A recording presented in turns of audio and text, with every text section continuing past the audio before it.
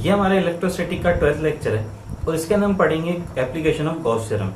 देखिए, जब मैं आपको गॉस थ्योरम पढ़ा रहा था उस टाइम पे मैंने आपको बताया था कि गॉस थ्योरम का जो मेन एप्लीकेशन है वो है intensity of electric field find out करने में। इंटेंसिटी ऑफ इलेक्ट्रिक फील्ड हम कूलम्ब्स लॉ की हेल्प से भी फाइंड आउट कर रहे थे, लेकिन केवल उन्हीं बॉडीज का कर पा रहे थे जो कि पॉइंट शेप की थी और स्फेरिकल बॉडीज थी। ठीक है, स्फेरिकल बॉडीज पॉइंट शेप की थी, उन्हीं बॉडीज का कर पा रहे थे। जो डिफरेंट शेप की बॉडीज हैं उनके लिए हम intensity of electric field find out नहीं कर पा रहे थे, तो इसका जो सॉल्यूशन दिया हमें गॉस ने दिया। ठीक है, तो गॉस की जो एप्लीकेशंस हैं उनमें हम पढ़ेंगे डिफरेंट शेप की बॉडीज के लिए इंटेंसिटी ऑफ इलेक्ट्रिक फील्ड कैसे फाइंड आउट करें। उससे पहले हमें 2-3 टॉपिक पढ़ना है, तो पहले हम वो पढ़ लेते हैं, उसके बाद फिर एप्लीकेशंस पढ़ना स्टार्ट करेंगे। ठीक है, तो हमारा जो आज का पहला टॉपिक है वो है linear charge density. Linear charge density. ठीक है, लीनियर चार्ज डेंसिटी क्या है? जैसे मान लो कि एक कंडक्टर है, ठीक है, लीनियर कंडक्टर है जिसकी लेंथ कितनी है, L है। इस कंडक्टर पर जो टोटल चार्ज है वो Q है, यूनिफॉर्मली डिस्ट्रीब्यूटेड है। ठीक है, यूनिफॉर्मली डिस्ट्रीब्यूटेड है, कितना चार्ज, Q चार्ज। तो charge present on length L is equal to Q, ऐसा लिखा जा सकता है क्या? मतलब कि L लेंथ पर कितना चार्ज है, Q। हमें फाइंड आउट करना है कि यूनिट लेंथ पर इस कंडक्टर पे कितना चार्ज होगा। So the charge present on unit length is equal to क्या हो जाएगा, Q बाय L हो जाएगा क्या? ठीक है, क्योंकि हम टोटल जो चार्ज है उसको टोटल लेंथ से डिवाइड करा देंगे। अच्छा, यूनिट लेंथ पर जो चार्ज होगा हम इसे रिप्रेजेंट करेंगे लैम्डा से, तो लैम्डा इज इक्वल टू हो जाएगा Q बाय L। ठीक है, ये फॉर्मूला समझ में आया आपको। और लैम्डा जो है हमारा वो कहलाता है लीनियर चार्ज डेंसिटी। तो लीनियर चार्ज डेंसिटी को हम करेंगे रिप्रेजेंट लैम्डा से, और लैम्डा का फॉर्मूला हो जाएगा Q बाय L। देखिए, यहाँ से हम इसकी यूनिट भी फाइंड आउट कर सकते हैं। Q की जो यूनिट होती है वो कूलम होगी और लेंथ की यूनिट क्या होगी, मीटर। तो लीनियर चार्ज डेंसिटी लैम्डा की यूनिट क्या हो जाएगी, कूलम पर मीटर। यहाँ से हम इसका डायमेंशन फॉर्मूला भी निकाल सकते हैं। कूलम का डायमेंशन फॉर्मूला होता है 80 और मीटर का डायमेंशन फॉर्मूला होता है L। तो ये क्या हो जाएगा, L इनवर्स 80। ये किसका डायमेंशन फॉर्मूला हुआ, लीनियर चार्ज डेंसिटी का डायमेंशन फॉर्मूला हुआ। ठीक है, तो आपको लीनियर चार्ज डेंसिटी समझ में आ गई। इसके बाद नेक्स्ट टाइम में समझना ये एक्चुअली किन बॉडीज के लिए कंसीडर करेंगे हम, जो कि वायर्ड फॉर्म में हो। ठीक है, क्योंकि वायर्ड फॉर्म में लीनियर चार्ज डेंसिटी कंसीडर कर पाएंगे हम, क्योंकि वायर फॉर्म में ही लेंथ होगी और वायर फॉर्म में ही जो चार्ज होगा यूनिफॉर्मली डिस्ट्रीब्यूटेड होगा पूरी लेंथ के ऊपर। ठीक है, और दूसरी बॉडीज के लिए नहीं। अब नेक्स्ट हम पढ़ेंगे सरफेस चार्ज डेंसिटी। इसको रिप्रेजेंट करेंगे हम सिग्मा से। अब देखिए, सरफेस चार्ज डेंसिटी किन बॉडीज के लिए हम अप्लाई करेंगे, जो कि प्लेनर बॉडीज हैं। प्लेनर बॉडीज लेमिना की फॉर्म में है, जिनके पास कोई थिकनेस नहीं, केवल और केवल उनके पास सरफेस एरिया है। बिल्कुल जैसे पेपर की तरह जो बॉडीज हैं, पेपर की थिकनेस बहुत ही कम होती है। ठीक है, थोड़ी ज्यादा भी कंसीडर कर सकते हैं, जैसे किसी प्लेट के लिए कंसीडर कर सकते हैं। ठीक है, थिन प्लेट होगी उसके लिए कंसीडर करेंगे हम। तो ऐसी बॉडीज के लिए क्या कंसीडर करने वाले, सरफेस चार्ज डेंसिटी। मान लो कि कोई बॉडी है जिसका सरफेस एरिया कितना है, A। इस पूरी बॉडी पर जो चार्ज डिस्ट्रीब्यूटेड है वो है Q। यूनिफॉर्मली डिस्ट्रीब्यूटेड चार्ज कितना है, Q। ठीक है, तो चार्ज प्रेजेंट ऑन एरिया आ जाएगा क्या, क्योंकि लीनियर जो हमारी सरफेस है, सरफेस का हम क्या फाइंड आउट करने वाले, एरिया A। कितना एरिया इस बॉडी का, A। तो अब हम क्या लिखने वाले हैं, तो charge present on area A is equal to क्या हो जाएगा, Q। सिमिलरली हमें क्या फाइंड आउट करना है कि यूनिट एरिया पर कितना चार्ज प्रेजेंट होगा। तो क्या करने वाले, टोटल चार्ज को डिवाइड करा देंगे टोटल एरिया से। तो यहाँ पर आ जाएगा यूनिट एरिया। समझ में आया आपको हमने क्या करा? पहले वाले केस में हमने फाइंड आउट करा था कि लीनियर चार्ज डेंसिटी मतलब पर यूनिट लेंथ पर कितना चार्ज प्रेजेंट है। ये हमारी कैसी बॉडीज है, प्लेनर बॉडी है। तो हम इसके लिए फाइंड आउट करेंगे कि यूनिट एरिया पर कितना चार्ज प्रेजेंट है। तो हम उसे बोलेंगे सरफेस चार्ज डेंसिटी और उसको रिप्रेजेंट करते हैं हम सिग्मा से। तो सिग्मा इज इक्वल टू हो जाएगा Q बाय A। और आपको पता है Q का तो यूनिट कूलम है और एरिया का यूनिट क्या होगा, मीटर स्क्वायर हो जाएगा। तो यहाँ पे यूनिट क्या बन जाएगी किसकी, सिग्मा की। सिग्मा इज इक्वल टू हो जाएगा कूलम पर मीटर स्क्वायर। तो यहाँ पर भी L का स्क्वायर हो जाएगा, डायमेंशन फॉर्मूला जब हम फाइंड आउट करेंगे, और ये जब न्यूमरेटर में जाएगा तो L इनवर्स स्क्वायर हो जाएगा। ठीक है, तो ये किसका डायमेंशन फॉर्मूला हो गया है, सरफेस चार्ज डेंसिटी का। ठीक है, लीनियर चार्ज डेंसिटी वायर्ड वाली बॉडीज जो है उनके लिए फाइंड आउट करते हैं, और जो प्लेनर बॉडीज है उनके लिए surface charge density find out करते हैं। अब अगर मान लो हमारे पास कोई सॉलिड बॉडी आ जाती है, अब देखिए सॉलिड बॉडी के पास कुछ ना कुछ वॉल्यूम तो होगा। ठीक है, सॉलिड बॉडी का मतलब जो 3D बॉडीज हैं, 3D ऑब्जेक्ट हैं, उनकी लिए बात कर रहे हैं हम। ठीक है, तो उनके लिए हम फाइंड आउट करेंगे वॉल्यूम चार्ज डेंसिटी, और वॉल्यूम चार्ज डेंसिटी को रिप्रेजेंट करने वाले हैं हम रो से। मान लो कोई 3D बॉडी है, 3D बॉडी हम यहाँ पे क्यूब कंसीडर कर लेते हैं। ठीक है, कुछ भी बॉडी हो सकती है, तो मान लो कि क्यूब है, इसका वॉल्यूम कितना है v, इस पर टोटल चार्ज कितना गिवन है q। ठीक है, वॉल्यूम में v और टोटल चार्ज कितना गिवन है q, जो कि इस पूरे वॉल्यूम में यूनिफॉर्मली डिस्ट्रीब्यूटेड है। हम क्या इमेजिनेशन है हमारी कि ये जो चार्ज है q वो पूरे वॉल्यूम में यूनिफॉर्मली डिस्ट्रीब्यूटेड है। ठीक है, तो charge present on volume v हो जाएगा क्या, volume v is equal to क्या हो जाएगा q, मतलब कि टोटल वॉल्यूम पे कितना चार्ज प्रेजेंट है q, हमें पता करना है। तो charge present on unit volume, तो वो क्या हो जाएगा q बाय v हो जाएगा, और q बाय v यहाँ पर भी लिख देंगे हम, तो रो इज इक्वल टू क्या फॉर्मूला बन जाएगा q बाय v। अब आपको पता है चार्ज की यूनिट तो गुलाम है, वॉल्यूम की यूनिट क्या हो जाएगी मीटर क्यूब, तो यहाँ पर भी रो इज इक्वल टू कूलाम पर मीटर क्यूब, तो यहाँ पर हो जाएगा लेंथ क्यूब, और इधर हो जाएगा इनवर्स क्यूब। ठीक है, समझ में आ गया आप लोगों को। Linear charge density lambda is equal to Q by l, surface charge density sigma is equal to Q by a, और volume charge density rho is equal to Q by v. Unit है coulomb पर metre square, coulomb पर metre cube. ठीक, ये तीनों आपको I think समझ में आ गए होंगे अच्छे से। ठीक है, अब इसके बाद हम पढ़ने वाले हैं application of Gauss theorem.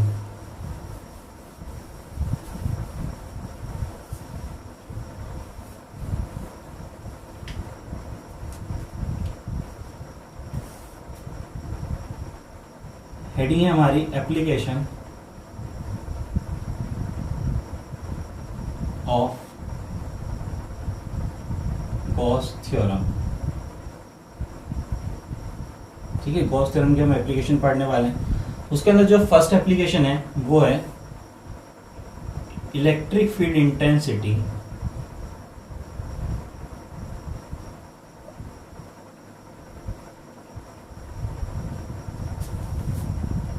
On an due to an infinitely long uniformly charged wire. मतलब हमारे पास एक infinitely long uniformly charge wire है। कैसा है, इन्फाइनेटली लॉन्ग यूनिफॉर्मली चार्ज एक वायर है। ठीक है, उसकी वजह से हमें क्या फाइंड आउट करना है, intensity of electric field find out करना है।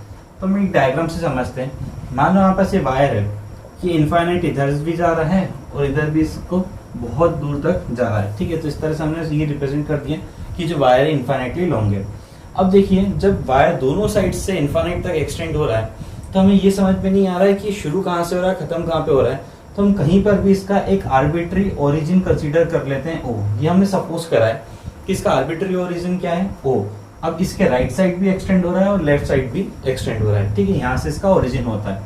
इस ओरिजिन से परपेंडिकुलर डिस्टेंस r पर एक कोई पॉइंट है P। क्या कह रहा है, इस आर्बिट्री ओरिजिन से परपेंडिकुलर डिस्टेंस r पर एक कोई पॉइंट है P, जहां पर हमें इस टोटल वायर की वजह से, पूरे वायर की वजह से intensity of electric field find out करनी है। ठीक है, वो फाइंड आउट करने के लिए हम क्या कंसीडर करेंगे, कंसीडर करेंगे कि इससे आर्बिट्री ओरिजिन O से दोनों साइड पे इक्वल डिस्टेंस पे, मतलब कि अगर x है तो x डिस्टेंस यहाँ पर भी जाएंगे हम। दो पॉइंट कंसीडर करते हैं, यहाँ पर P1 और यहाँ पर P2। ठीक है, तो हमने आर्बिट्री ओरिजिन O के दोनों साइड एक लाइन एलिमेंट कंसीडर कर ली है जो कि P1 और P2 है।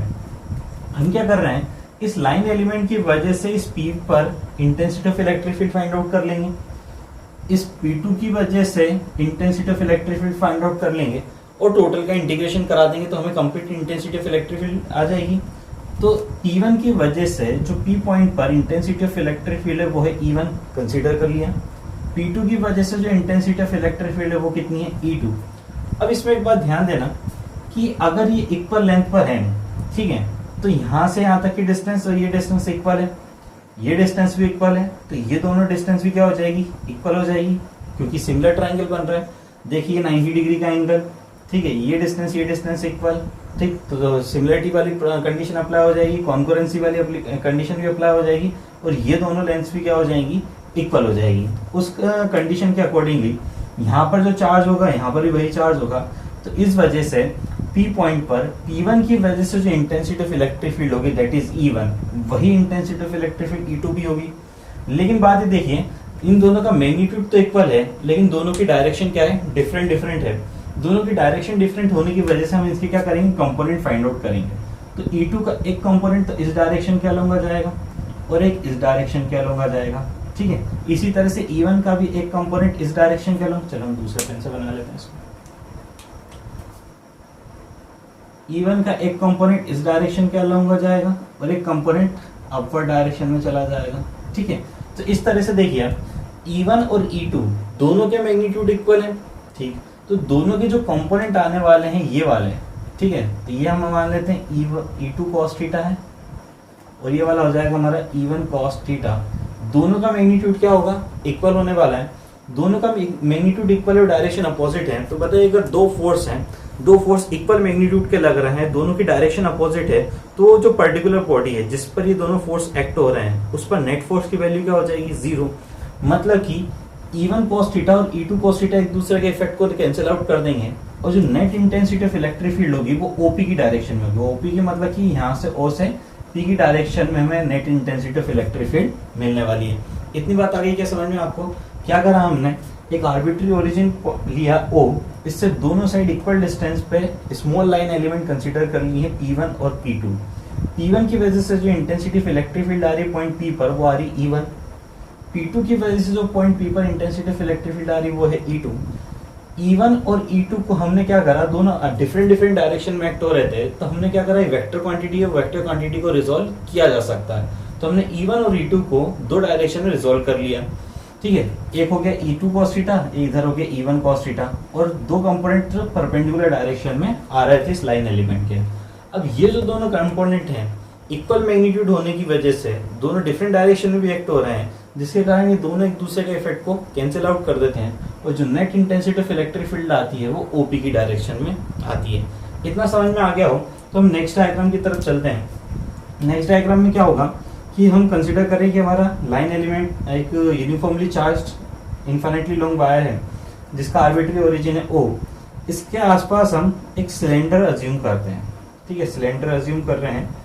इस सिलेंडर की जो लेंथ है वो L है।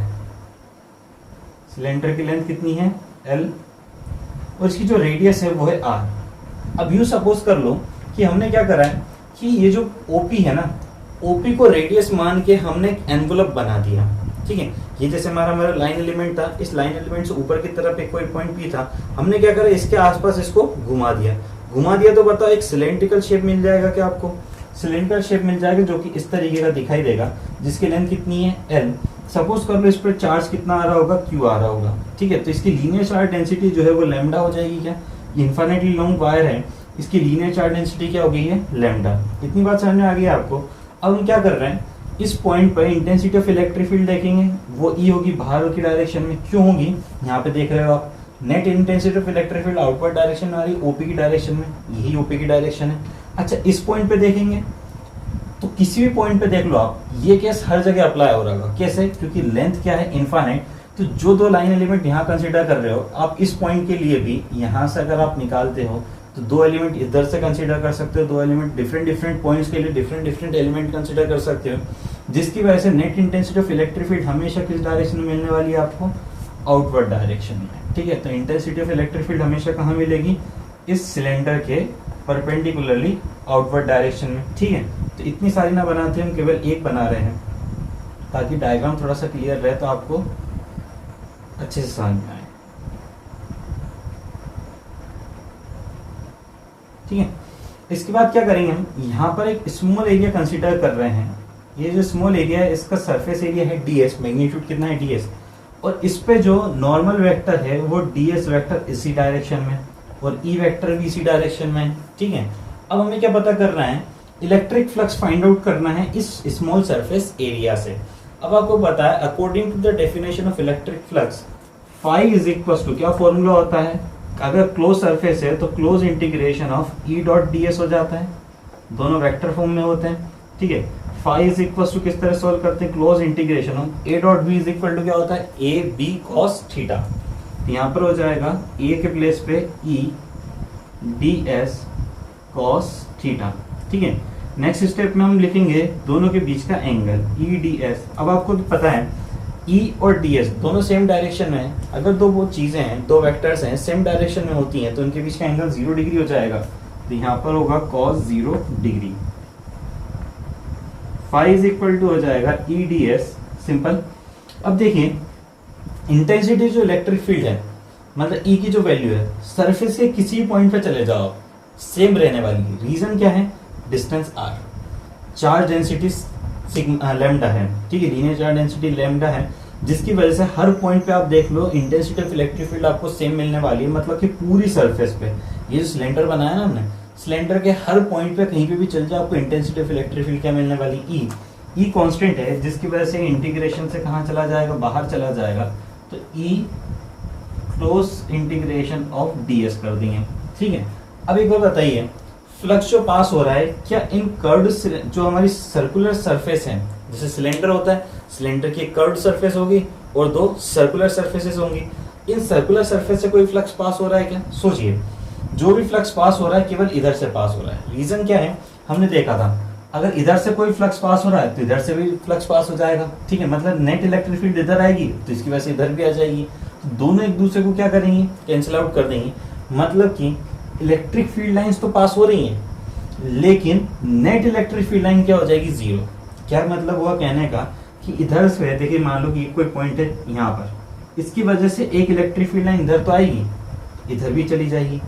ठीक है, अगर मान लो कोई दूसरी भी तो इंटर कर रही होगी, तो सब क्या होता है, नेट इफेक्ट जो है इस वाली सरफेस पे वो हो जाता है 0। इसलिए हम इस वाली सरफेस पे कोई फ्लक्स कंसीडर नहीं करते। किस सरफेस की बात कर रहे हैं, सर्कुलर सरफेस पे कोई फ्लक्स कंसीडर नहीं करेंगे, केवल और केवल जो सिलेंडर की कर्व्ड सरफेस है उसी पर फ्लक्स आएगा। अगर फ्लक्स उसी पर आ रहा है तो इंटेंसिटी ऑफ इलेक्ट्रिक फील्ड भी उसी पर ही आएगी।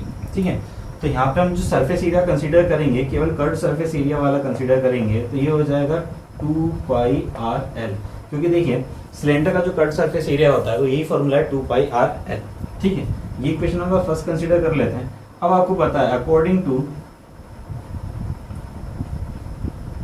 गॉस थ्योरम, आप सोच रहे होंगे कि गॉस थ्योरम, अभी तक गॉस थ्योरम आई नहीं, तो देखिए गॉस थ्योरम अब आ रही है हमारे पास, जो क्या है, phi is equal to Q by epsilon naught. ठीक है, ये होती है गॉस थ्योरम। ये इक्वेशन नंबर क्या होगी, सेकंड। अब फर्स्ट और सेकंड क्या कर सकते हैं, दोनों को कंपेयर करा सकते हैं, तो E multiplied by 2 pi R L is equal to Q by epsilon naught हो जाएगा। ठीक है, E की वैल्यू फाइंड आउट करनी, क्योंकि हमें क्या फाइंड आउट करना है, intensity of electric field find out करनी है। तो E इज इक्वल टू हो जाएगा 1/2 पाई आर एल, और न्यूमरेटर में होगा Q और डिनोमिनेटर में एप्सिलॉन। अब आपको पता है ये Q बाय L एक क्वांटिटी होती है जिसे हम कहते हैं लीनियर चार्ज डेंसिटी, जिसे हम रिप्रेजेंट करते हैं लैम्डा से। तो Q बाय L के प्लेस पे क्या पुट कर देंगे, लैम्डा, तो E इज इक्वल टू हो जाएगा lambda by 2 pi R epsilon naught. ये फॉर्मूला हुआ हमारा किसके लिए, एक infinitely long uniformly charged wire के लिए intensity of electric field find out करने का। अगर आपको वहां पे क्लियरली विजिबल नहीं हो तो मैं यहाँ पे लिख देता हूँ lambda is equal to 2 pi R epsilon naught. अब आप इसमें आइडेंटिफाई कर लीजिए क्या है, आर वो डिस्टेंस है जो हमें वायर से परपेंडिकुलर डिस्टेंस पर जाना है, मतलब कि वायर से कितनी डिस्टेंस पे हमें electric field intensity find out करनी है, वो डिस्टेंस हो गई। ठीक है, लैम्डा क्या है, लीनियर चार्ज डेंसिटी, जो कि through out the wire same रहने वाली है, क्योंकि हम यूनिफॉर्मली चार्ज वायर की बात कर रहे हैं। 2 पाई एप्सिलॉन नॉट लैम्डा, ये सब कुछ चीजें क्या है, कांस्टेंट है। तो E जो है वो डायरेक्टली प्रोपोर्शनल है 1/r के। ठीक है, क्या मतलब हुआ, अगर R की वैल्यू बढ़ेगी तो इलेक्ट्रिक फील्ड इंटेंसिटी डिक्रीज होगी, वो भी लीनियरली। कैसे ग्राफ बनता है इसका, हाइपरबोलिकली ग्राफ बनता है इसका। जैसे हम इस एक्सिस पे इलेक्ट्रिक फील्ड इंटेंसिटी बना लें और यहाँ पर डिस्टेंस बना लेते हैं r, ठीक है, तो r डिस्टेंस के अकॉर्डिंग क्या होगा कि जब r की वैल्यू बहुत कम होगी तो इंटेंसिटी ऑफ इलेक्ट्रिक फील्ड की वैल्यू बहुत ही ज़्यादा हाई होगी, और जैसे जैसे r की वैल्यू बढ़ती चली जाएगी इंटेंसिटी ऑफ इलेक्ट्रिक फील्ड धीरे धीरे डिक्रीज होती चली जाएगी, ठीक है। इस तरह से जो हमारा ग्राफ बनेगा, ये ग्राफ बन जाएगा किसका, इंटेंसिटी ऑफ इलेक्ट्रिक फील्ड का uniformly charge infinitely long conductor के लिए, ठीक है। तो ये किस किस के लिए ग्राफ बनाया हमने, E वर्सेस R ग्राफ। तो ये इंटेंसिटी ऑफ इलेक्ट्रिक फील्ड है, ये R डिस्टेंस होगी, ठीक है। इस तरह से ये वेरी होगा, ठीक।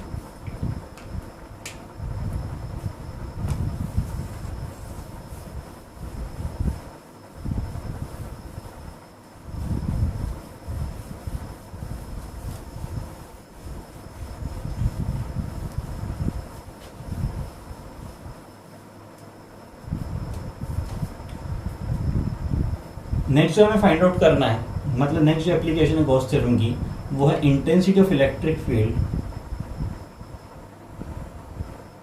Intensity of electric field due to spherical shell.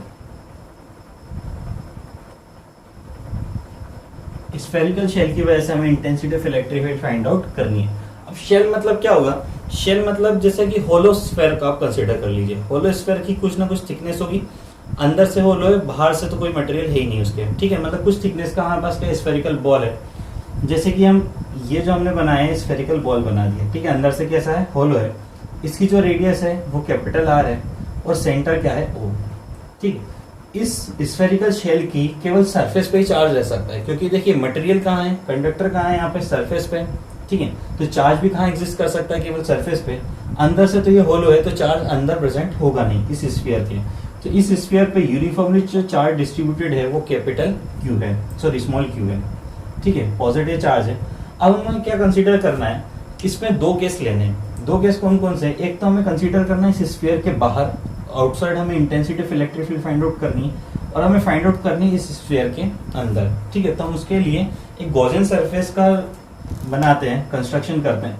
जैसे मान लो एक गॉसियन सरफेस हम स्फेरिकल इसके आसपास बना देते हैं, ठीक है। ये अगर हमारा सिलेंडर क्या हो, स्फीयर क्या हो चुका है S, तो ये हमारी गॉसियन सरफेस S1 होगी। अब देखिए गॉसियन सरफेस क्या है, वो सरफेस जिसके लिए गॉस थ्योरम अप्लाई कर सकते हैं, वो सरफेस क्या कहलाएगी, गॉसियन सरफेस। जैसे जो रेड कलर के मार्कर से मैंने बनाई है आपको लिए, ये सरफेस के लिए हम गॉस थ्योरम अप्लाई कर सकते हैं, तो ये क्या बन जाएगी, गॉसियन सरफेस बन जाएगी, जिसकी रेडियस क्या होगी, स्मॉल r होगी, ठीक है। हम क्या कंसीडर कर रहे हैं, इस गॉसियन सरफेस पे कोई पॉइंट है P, जहाँ पे हमें intensity of electric field find out करनी है। क्या है, यहाँ पे कोई पॉइंट है P जहाँ पे intensity of electric field find out करनी है। तो हम क्या कर रहे हैं, इस पॉइंट P के सराउंडिंग में एक स्मॉल एलिमेंट ds कंसीडर कर रहे हैं। स्मॉल एलिमेंट हमने क्या कंसीडर करा, ds। इस ds पे जो एरिया वेक्टर होगा वो ds वेक्टर हो जाएगा इसी डायरेक्शन में, ठीक है। अब इंटेंसिटी ऑफ इलेक्ट्रिक फील्ड आपको पता है सरफेस के परपेंडिकुलर होगी, तो सरफेस के perpendicular intensity of electric field भी इसी डायरेक्शन में हो जाएगी, E, ठीक है।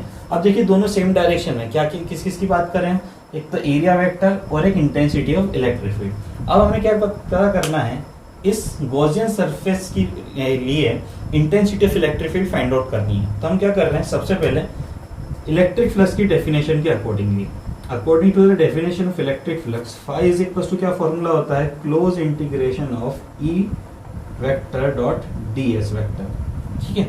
ये हमने बेसिक थ्योरम, बेसिक डेफिनेशन पढ़ी है इसकी, किसकी, इलेक्ट्रिक फ्लक्स की।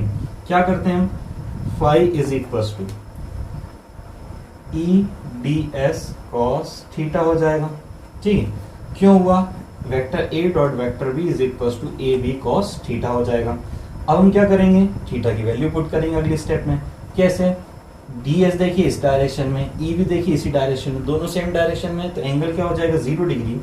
तो phi is equal to integration close surface का E ds cos 0 degree, cos 0 की वैल्यू क्या होती है 1, तो phi is equal to integration E ds केवल ये बचेगा, ठीक है।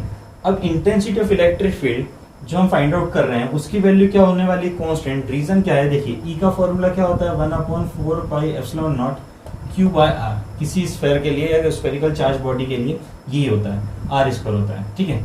ये सब चीजें क्या हो जाएंगी, कांस्टेंट, तो आर भी क्या हो जाएगा, कांस्टेंट। सॉरी, आर भी अगर कांस्टेंट है तो इंटेंसिटी ऑफ इलेक्ट्रिक फील्ड भी क्या हो जाएगी, कांस्टेंट। अब देखिए आप यहाँ से यहाँ तक जो रेडियस है वही रेडियस पूरे में घूम रही है क्या, अरे हर पॉइंट के लिए वही रेडियस है ना, तो हर पॉइंट के लिए वही रेडियस है, मतलब इंटेंसिटी ऑफ इलेक्ट्रिक फील्ड भी हर पॉइंट पे क्या होने वाली है, सेम। तो फाई इज इक्वल टू क्या हो जाएगा, ई क्लोज इंटीग्रेशन ऑफ ds, ठीक है। अब एक बार बताइए, गॉसियन सरफेस क्या है, स्फेरिकल, तो हमें क्या पता करना है, स्फेयर का सरफेस एरिया पता करना है, क्योंकि ds मतलब क्या हो जाएगा, ds मतलब छोटे छोटे से जो एरिया है ना, इन सबको ऐड करना है। अगर हमने छोटे छोटे से एरिया सभी को ऐड कर दिया तो एक कंप्लीट कर्व्ड सरफेस एरिया बन जाएगा क्या, या फिर सरफेस एरिया बन जाएगा किसका, स्फीयर का, जो क्या फॉर्मूला होता है, E into 4 pi are square होता है, ठीक है। ये हो गई हमारी equation number first. According to Gauss theorem, according to Gauss theorem, ठीक है, फाई इज इक्वल टू क्या होता है, Q by epsilon naught. Equation number second, अब देखिए क्यू बाय एप्सिलॉन नॉट कैसे लिख पाए हम, इस गॉसियन सरफेस के अंदर टोटल चार्ज कितना प्रेजेंट है, भले ही यूनिफॉर्मली डिस्ट्रीब्यूटेड हो लेकिन टोटल चार्ज कितना है, क्यू, और क्यू बाय एप्सिलॉन नॉट। ये गॉस थ्योरम कहती है, दोनों के इक्वल पुट कर देंगे तो E is equal to E into 4 pi are square is equal to Q by epsilon naught होगा, और E इज इक्वल टू आ जाएगा 1/4 pi are square q by epsilon naught. इसको हम अरेंज कर देंगे तो E का फॉर्मूला होगा 1/4 pi epsilon naught Q by R square, ठीक है। ये इंटेंसिटी ऑफ इलेक्ट्रिक फील्ड है हमारी किसके लिए, एक स्फेरिकल सरफेस के लिए, जो कि हमने गॉसियन सरफेस अज्यूम की है।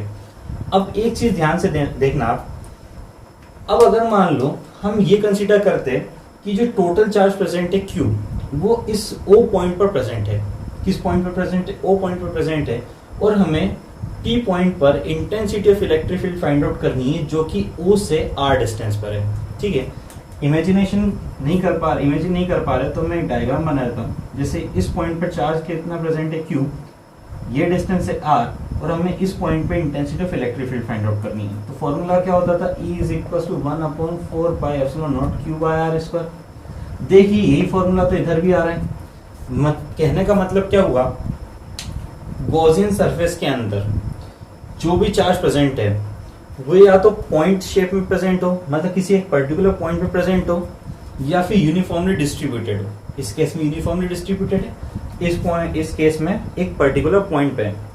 दोनों ही केस में intensity of electric field same आ रही है, ठीक है। मतलब कोई फर्क नहीं पड़ेगा किसी गॉसियन सरफेस के अंदर जो चार्ज प्रेजेंट है वो यूनिफॉर्मली डिस्ट्रीब्यूटेड है या किसी पर्टिकुलर पॉइंट पर प्रेजेंट है, इंटेंसिटी ऑफ इलेक्ट्रिक फील्ड क्या आने वाली है, सेम, ठीक है, okay.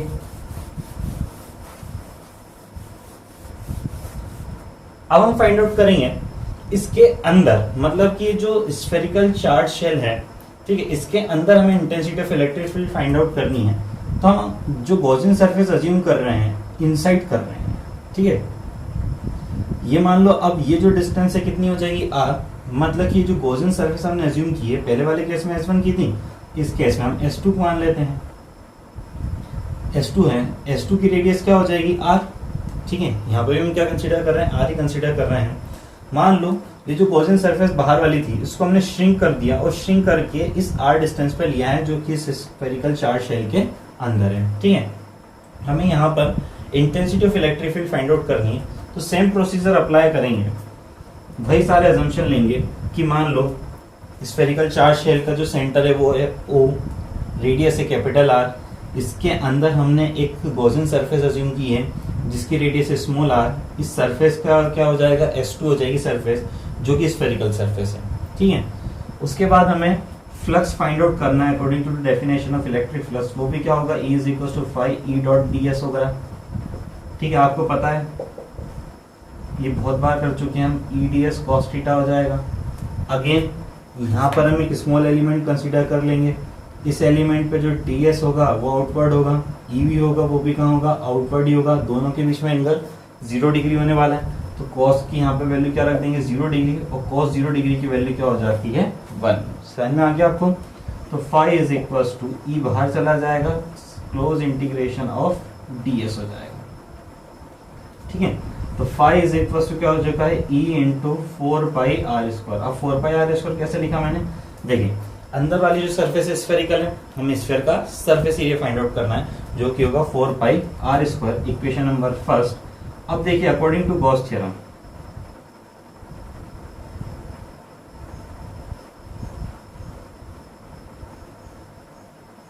Phi is equal to क्या होता है q बाय एप्सिलॉन नॉट।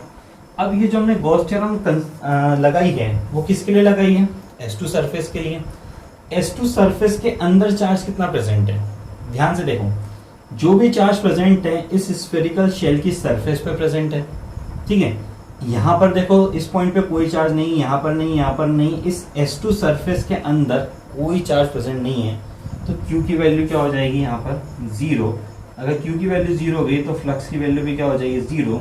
ये इक्वेशन नंबर सेकंड कंसीडर कर लो, तो इन दोनों के इक्वल पुट करेंगे तो E इज इक्वल टू क्या हो जाएगा यहाँ पे 0, क्योंकि देखिए 4 कभी 0 के इक्वल नहीं हो सकता, पाई भी नहीं हो सकता, R भी नहीं करेंगे। हम किसको इक्वल पुट करेंगे? E को, तो E की वैल्यू यहाँ पर क्या आ जाएगी 0। अब एक इंपॉर्टेंट चीज ध्यान रखना, क्या कि इस चार्ज स्फेरिकल शेल के इनसाइड पॉइंट पे कहीं पर भी चले जाओ, इंटेंसिटी ऑफ इलेक्ट्रिक फील्ड आपको क्या मिलने वाली है 0, मतलब कोई इंटेंसिटी ऑफ इलेक्ट्रिक फील्ड नहीं मिलेगी। जैसे ही आप इस शेल की सरफेस पर पहुंचोगे आपको एकदम से इंटेंसिटी ऑफ इलेक्ट्रिक फील्ड मिलेगी, और बाहर जाते जाएंगे तो धीरे धीरे वैल्यू कम होती जाएगी। कैसे? इसको एक ग्राफ के फॉर्म में समझाते हैं। ठीक है, ग्राफ फॉर्म करते हैं E वर्सेस R का। E वर्सेस R का मतलब कि intensity of electric field versus radius का। ठीक है, रेडियस कौन सी है? गॉसियन सरफेस की रेडियस। अब यहाँ पे गॉसियन सरफेस की रेडियस 0 है, मतलब कि बिल्कुल सेंटर पे है। जैसे जैसे रेडियस बढ़ती जाती है एक पॉइंट ऐसा आएगा इसका कि जो गॉसियन सरफेस है ये चार्ज स्फेरिकल शेल की रेडियस के इक्वल हो जाए, मतलब कि स्मॉल r और कैपिटल R दोनों क्या हो जाए? इक्वल हो जाए। मान लो वो इस पॉइंट पर होता है। ठीक है, उसके बाद जो गॉसियन सरफेस होगी वो बड़ी हो जाएगी किससे? R से। ठीक, जब तक हम गॉसियन सरफेस जो है चार्ज स्फेरिकल शेल के अंदर रहती है, इंटेंसिटी ऑफ इलेक्ट्रिक फील्ड क्या रहेगी 0, क्योंकि देखिए यहाँ पर तो कोई चार्ज प्रेजेंट नहीं है इसके अंदर। तो मतलब अब इसको ग्राफ के फॉर्म में बना रहे हैं, तो यहाँ से हम आगे चलते हैं, आगे चलते हैं, आगे चलते हैं, हमें कोई इंटेंसिटी ऑफ इलेक्ट्रिक फील्ड नहीं मिली। कहाँ तक नहीं मिली? R तक नहीं मिली, क्योंकि कोई चार्ज हमें नहीं मिला। जैसे हम R पे पहुंचे एकदम से हमें सडनली बहुत ज्यादा इंटेंसिटी ऑफ इलेक्ट्रिक फील्ड मिली। ठीक है, उसके बाद intensity of electric field decrease होती जा रही है। कैसे डिक्रीज होती जा रही है? R² के, मतलब कि इनवर्सली प्रोपोर्शनल है। यहाँ पे E डायरेक्टली प्रोपोर्शनल हो जाएगा 1/r²। कैसे निकाला? देखिए ये सब चीजें कांस्टेंट है, तो E प्रोपोर्शनल हो जाएगा 1/r² के, और अंदर तो क्या है 0 है। तो ये जो मैंने ब्लैक से बनाया वो इनसाइड वाला केस बनाया है, और जो रेड से बनाया वो आउटसाइड वाला केस बनाया है। ठीक है, जैसे ही हम R पर पहुंचते हैं, मतलब कि इस स्फेरिकल चार्ज शेल की सरफेस पे पहुंचते हैं, एकदम से हमें इंटेंसिटी ऑफ इलेक्ट्रिक फील्ड की वैल्यू काफी ज्यादा मिलती है, और ये जो वैल्यू है यही वैल्यू है E मैक्स की, मतलब maximum intensity of electric field हमें इस स्फेरिकल चार्ज शेल की सरफेस पर ही मिलेगा। जैसे जैसे हम इससे दूर जाते जाएंगे इंटेंसिटी ऑफ इलेक्ट्रिक फील्ड की वैल्यू डिक्रीज होती जाएगी। रीजन क्या है? इनवर्सली प्रोपोर्शनल है, वो भी किसके? डिस्टेंस की स्क्वायर के इनवर्सली प्रोपोर्शनल है। मतलब आप आगे जाते जाओगे, गॉसियन सरफेस को बढ़ाते जाओगे, इस स्फेरिकल सरफेस से दूर जाते चले जाओगे, इंटेंसिटी ऑफ इलेक्ट्रिक फील्ड धीरे धीरे डिक्रीज होती जाएगी। ये आपको ग्राफ समझ में आएगा। किस किस के बीच में हमने ग्राफ बना? Intensity of electric field versus radius of the Gaussian surface, मतलब कि किस पॉइंट पर हमें intensity of electric field find out करनी है। अगर हमें इनसाइड फाइंड आउट करनी है तो वो क्या रहेगी 0, सरफेस पे फाइंड आउट करनी है तो वो रहेगी E मैक्स के इक्वल, जो कि वो फॉर्मूला में मिल जाएगा। ठीक है, और जैसे जैसे हम आगे बढ़ते जाएंगे इस चार्ज स्फेरिकल शेल से दूर जाते जाएंगे, intensity of electric field decrease होती चली जाएगी। ठीक है, नेक्स्ट टॉपिक है हमारा intensity of electric field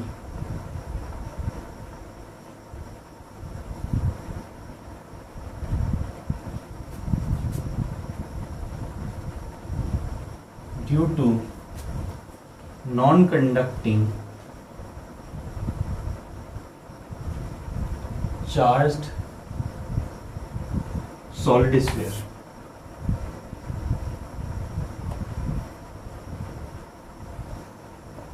last case जो हमने देखा था उसमें देखा था एक स्फेरिकल शेल था वो शेल मतलब क्या हो गया, अंदर से होलो है। इस केस में क्या है, सॉलिड स्फेयर है। सॉलिड स्फेयर मतलब अंदर से होलो नहीं है, ठीक है। ये मान लो हमारा एक सॉलिड स्फेयर हो गया है जिसका सेंटर क्या है O, जिसकी रेडियस है कैपिटल R, ठीक है। इसके ऊपर जो चार्ज डिस्ट्रीब्यूटेड है वो Q है। अब देखिए, अब जो चार्ज डिस्ट्रीब्यूटेड होगा वो केवल और केवल सरफेस पे नहीं होगा, पूरे वॉल्यूम में होगा, ठीक है। पहले वाले केस में जो चार्ज डिस्ट्रीब्यूट हो रहा था केवल सरफेस पे हो रहा था, इस वाले केस में जो चार्ज डिस्ट्रीब्यूट होगा पूरे वॉल्यूम के अंदर होगा, ठीक है। पहले वाले केस में हम क्या फाइंड आउट करेंगे, इसमें भी दो केस कंसीडर करेंगे। फर्स्ट केस में फाइंड आउट करेंगे intensity of electric field outside the solid sphere, दूसरे केस में intensity of electric field inside the solid sphere, ठीक है। पहला केस हम आउटसाइड का बनाते हैं। आउटसाइड का बड़ा सिंपल सा है, जैसा हमने लास्ट वाले केस में किया था, मतलब स्फेरिकल शेल में जैसा हमने outside intensity of electric field find out की थी, वैसे ही हमें इस वाले केस में फाइंड आउट करना है।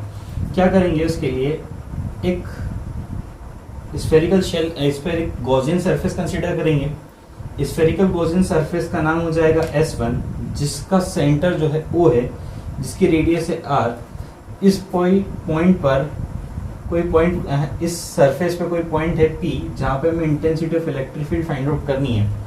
तो उसके लिए हम एक स्मॉल सरफेस मान लेंगे यहाँ पे ds, जिसका एरिया वेक्टर ds है। इंटेंसिटी ऑफ इलेक्ट्रिक फील्ड इस पॉइंट पे भी आउटसाइड है।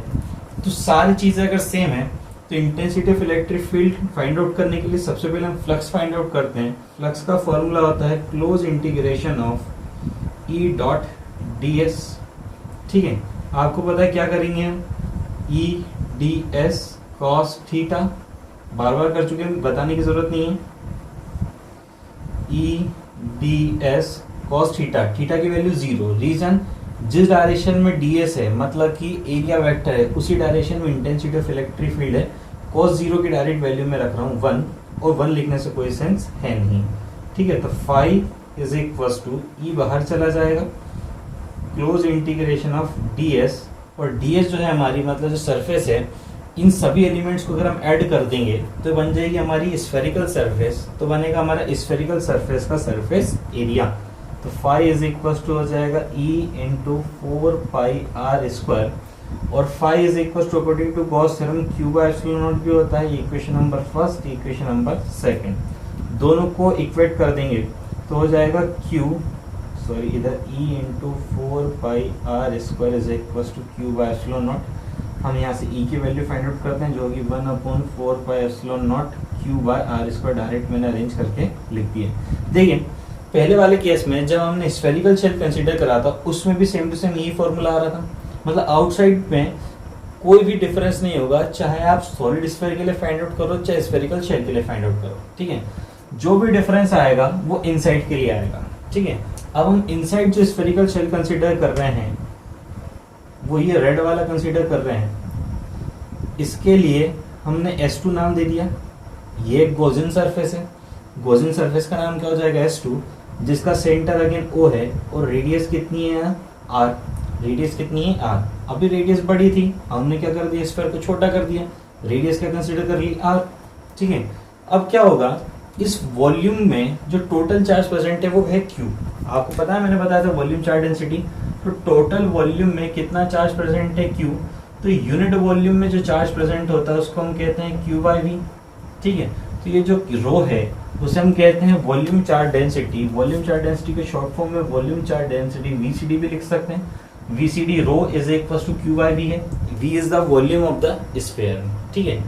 अब बताइए इस गॉसियन सरफेस के अंदर क्या टोटल चार्ज Q प्रेजेंट है या कम प्रेजेंट है। देखिए Q जो चार्ज प्रेजेंट है इस R रेडियस वाले स्फीयर के अंदर प्रेजेंट है, ठीक है, जिसमें ये सारे पॉइंट्स आ रहे होंगे। लेकिन ये जो रेड वाला हमने सर्कल स्फीयर बनाया है जिसकी रेडियस स्मॉल r है, ये तो कम वॉल्यूम ऑक्यूपाई कर रहा है, मतलब कि इसके अंदर जो चार्ज प्रेजेंट होगा उसकी वैल्यू कम होगी कंपेयर टू द Q, ठीक है। लेकिन हमने वॉल्यूम को चार्ज को क्या मान रखा, यूनिफॉर्मली डिस्ट्रीब्यूटेड, मतलब कि वॉल्यूम चार्ज डेंसिटी सेम रहने वाली। यूनिफॉर्मली का मतलब ये होता है कि पूरे लेंथ पे, पूरे सरफेस एरिया पे, पूरे वॉल्यूम पे एक जैसा चार्ज प्रेजेंट है। इसका मतलब पूरे जो वॉल्यूम है हमारा, किसका, ये रेड वाले स्फीयर का, ये गॉसियन सरफेस का, उसका जो वॉल्यूम होगा अंदर स्फीयर का, उस पे वॉल्यूम चार्ज डेंसिटी क्या रहने वाली है, सेम। मान लो इसके सरफेस के जो अंदर चार्ज प्रेजेंट है वो है क्यू डैश। क्या कह रहे हैं हम, ये जो गॉसियन सरफेस हमने S2 मानी है, इसके अंदर जो चार्ज प्रेजेंट है वो है क्यू डैश। ठीक है, अब देखना हम क्या कर रहे हैं। अब हम फाइंड आउट करने वाले हैं इंटेंसिटी ऑफ इलेक्ट्रिक फील्ड इस S2 सरफेस के अंदर। तो वही काम, according to definition of electric flux, phi is equals to EdS। ठीक है, बार बार मैं नहीं करूंगा इसको, डायरेक्ट लिख देते हैं हम, E integration ds। Integration of ds क्या हो जाएगा, इंटीग्रेशन ds हो जाएगा 4 पाई r स्क्वायर। अब देखिए रेडियस स्मॉल r है। ठीक है, इक्वेशन नंबर यहाँ पे सेकंड हो चुकी थी, इसको थर्ड मान लेते हैं। ठीक है, ये वाला जो केस था हमारा आउटसाइड का केस था, ये हमारा केस हो जाएगा इनसाइड।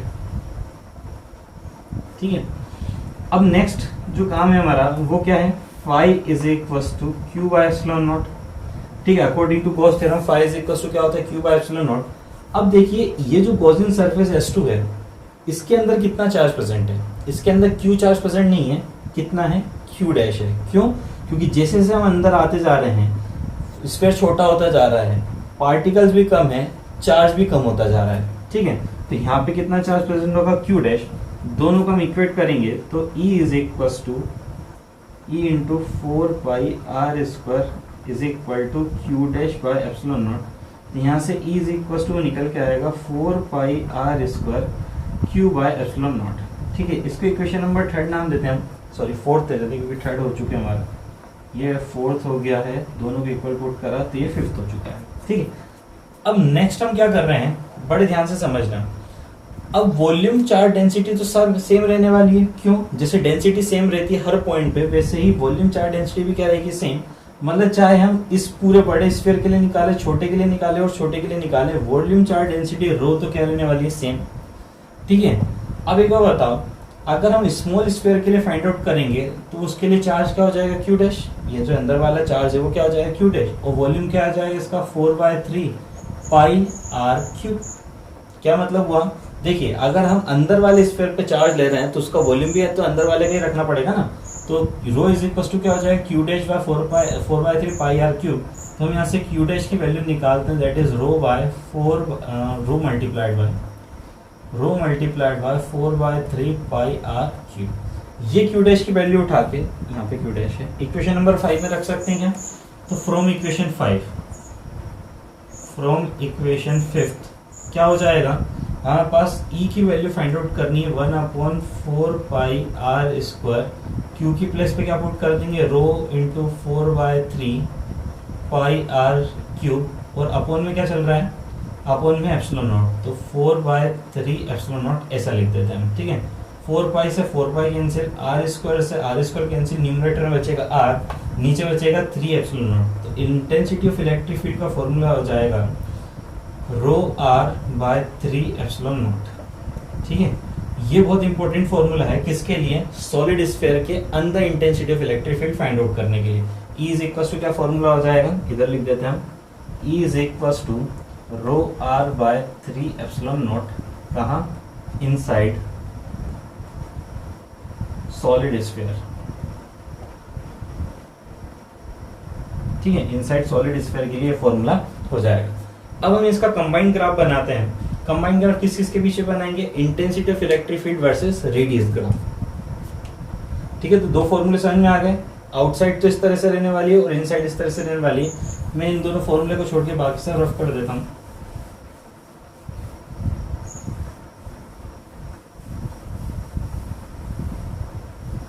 चलो इसको वापस लिख देंगे,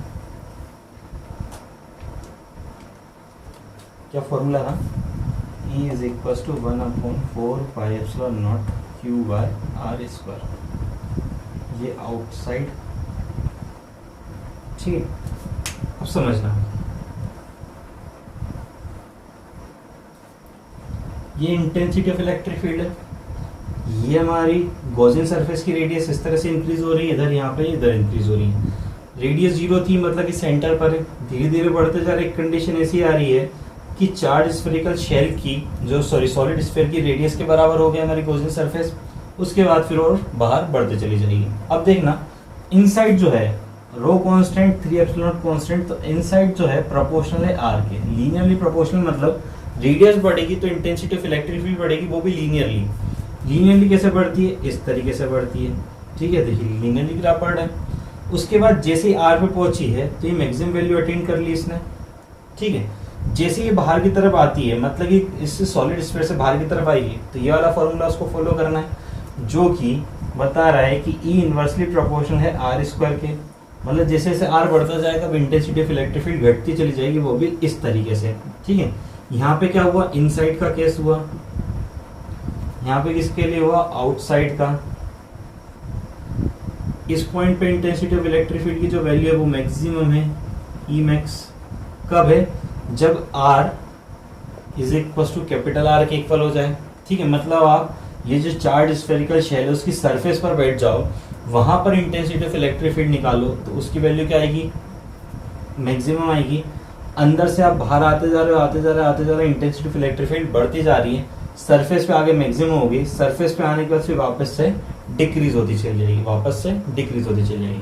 यहाँ पे जो ई है प्रोपोर्शनल टू है आर के, यहाँ पर जो ई है प्रोपोर्शनल है 1/r स्क्वायर के, ठीक है। ये ग्राफ बहुत इंपॉर्टेंट है, बहुत सारे एग्जाम में डायरेक्टली ये ग्राफ पूछा गया है, ठीक है। एप्लीकेशन ऑफ गॉस थ्योरम के आज के इस लेक्चर में मैंने देखा कि intensity of electric field uniformly charge infinitely long wire के लिए किस तरह से फाइंड आउट करते हैं। फिर उसके बाद हमने देखा कि इंटेंसिटी ऑफ इलेक्ट्रिक फील्ड किसी स्फेरिकल शेल के लिए कैसे फाइंड आउट करते हैं। फिर उसके बाद हमने देखा कि सॉलिड स्फीयर के लिए इंटेंसिटी ऑफ इलेक्ट्रिक फील्ड कैसे फाइंड आउट की जाती है। एक बार इनके फॉर्मूले रिवाइज कर लेते हैं। E इज इक्वल टू किसके लिए, वायर के लिए, ठीक है। वायर कैसा है, इनफाइनाइटली लॉन्ग यूनिफॉर्मली चार्ज है, उसके लिए इंटेंसिटी ऑफ इलेक्ट्रिक फील्ड का फॉर्मूला है lambda upon 2πr epsilon naught. अब इसमें लैम्डा क्या है, लीनियर चार्ज डेंसिटी, 2π वैल्यू पता है आपको। आर चीज क्या होती है, जैसे कि वायर था, वायर से परपेंडिकुलर डिस्टेंस जहां पर हमें intensity of electric field find out करनी है, वो डिस्टेंस क्या है, आर। ये फॉर्मूला हो गया फर्स्ट केस के लिए। सेकंड हमने क्या पढ़ा था, किसी स्फेरिकल शेल के लिए फाइंड आउट किया था, उसमें भी दो केस थे, एक ए था एक बी था। एक इसके लिए था आउटसाइड, आउटसाइड, बी किसके लिए था, इनसाइड। अब इनसाइड आपने देखा इंटेंसिटी ऑफ इलेक्ट्रिक फील्ड की वैल्यू क्या आई थी, 0 स्फेरिकल शेल के लिए। ये किसके लिए, शेल के लिए है, intensity of electric field inside क्या आई है, 0। और ई आउटसाइड कितनी आई है, ई आउटसाइड का फॉर्मूला वही था 1/4πr स्क्वायर, ठीक है। थर्ड जो हमने केस देखा वो किसके लिए था, सॉलिड स्फीयर के लिए। सॉलिड स्फीयर के लिए भी दो केस थे। पहला वाला जो केस था वो आउटसाइड ही था, और सेकंड केस जो था इनसाइड था। आउटसाइड केस में सेम वैल्यू आ रही थी, ई आउट की वैल्यू 1/4πr स्क्वायर, लेकिन इनसाइड वाले में थोड़ा सा चेंज था, उसकी वैल्यू आ रही थी ρr/3ε0। अब r क्या है, यहाँ पे r है रेडियस ऑफ द स्फेयर। अब हमको जहां तक intensity of electric field find out करनी है, जैसे हमारा ये कोई स्फेरिकल सॉलिड बॉडी है, हमें यहाँ तक पता करना है, ठीक है। तो ये स्मॉल r की वैल्यू है, रो आपको पता है क्या है, वॉल्यूम चार्ज डेंसिटी, और 3ε0 की वैल्यू आपको पता ही है, ठीक है। आज के लेक्चर में हमने इतना पढ़ा, और जो रिमेनिंग एप्लीकेशन है गॉस थ्योरम की वो हम नेक्स्ट लेक्चर में पढ़ेंगे।